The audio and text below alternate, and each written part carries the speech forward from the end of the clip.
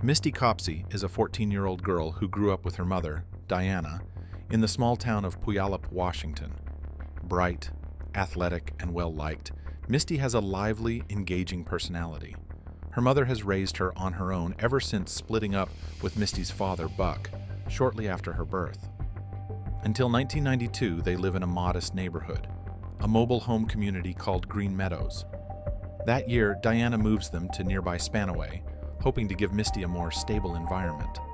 Now, in a new neighborhood with fewer friends around, and a mom who works the night shift as a nursing assistant, Misty often spends evenings on her own. On September 17, 1992, she asks permission to spend the evening at the Puyallup Fair, a hugely popular local event. She plans to go with her best friend, Trina Bavard. The hitch is getting home. Diana is working that night and can't pick them up. She agrees anyway, so long as Misty promises to be careful, and even lies to Trina's parents, saying she will drive both girls home afterward. That evening, Misty borrows clothes from her mother: baggy jeans, a dark blue sweatshirt, and brown suede shoes.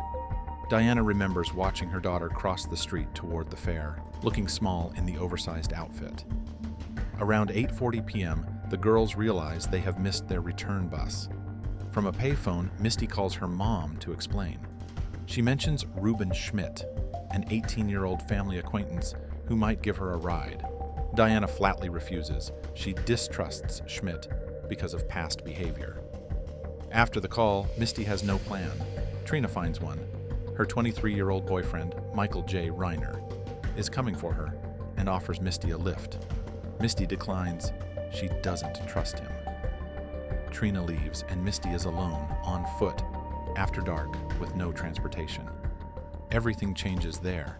Witnesses last see her between 9:20 and 10:00 p.m., walking south along Meridian Avenue, near the freeway on-ramp. A bus driver reportedly tells her service is done for the night. Then Misty vanishes. No one sees her again. The next morning, when Misty still hasn't come home, Diana panics. She phones everyone, posts notes at friends' houses, and searches for information. But she hits a major snag. Misty disappeared in Puyallup, while Diana lives in Spanaway. Two different police jurisdictions. Neither agency wants to take the case, and precious hours slip away. When police finally file a report, another blow lands. They label Misty a runaway, claiming she left willingly. Diana, whose past struggles with alcohol make authorities dismissive, can't get them to take her seriously. Two classmates even say they saw or heard from Misty afterward. They barely knew her, and their statements will later be deemed unreliable. Still, the police close the case, delete Misty from the National Missing Persons database, and tell reporters she has been found. Completely untrue. Not until December, 3 months later, do investigators concede that Misty may have been abducted or harmed. By then, leads are cold and evidence is gone. They re-interview the key players: Trina, who had lied about her ride home, and Michael J. Reiner. He insists he never returned for Misty, passes a polygraph, and is dropped from the inquiry. Then there's Reuben Schmidt, the young man Misty hoped would help. His story raises eyebrows. First, he says he never showed up because he was out of gas.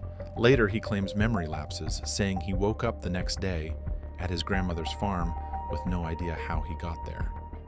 His roommate states Schmidt left their apartment right after speaking with Misty and didn't return till the next day. Asked if he might have hurt Misty during an amnesic spell, Schmidt replies, "I don't know." The investigation stalls until Corey Bober, an amateur sleuth obsessed with unsolved cases, enters the picture. Convinced Misty's disappearance links to two earlier area murders in 1988 and 1990, he persuades Diana to mount a search in woods along Highway 410, where the other victims were found. On February 7, 1993, they discover Misty's jeans, underwear, and a sock near Mud Mountain Dam. No blood, but specks of red paint and unidentified male DNA are present. Tragically, the evidence is mishandled. Samples are lost, tests incomplete. Police distrust the eccentric Bober and briefly suspect him, but he's cleared by a partial alibi. Since then, the Misty Copsey case has remained open, though active efforts were minimal for years.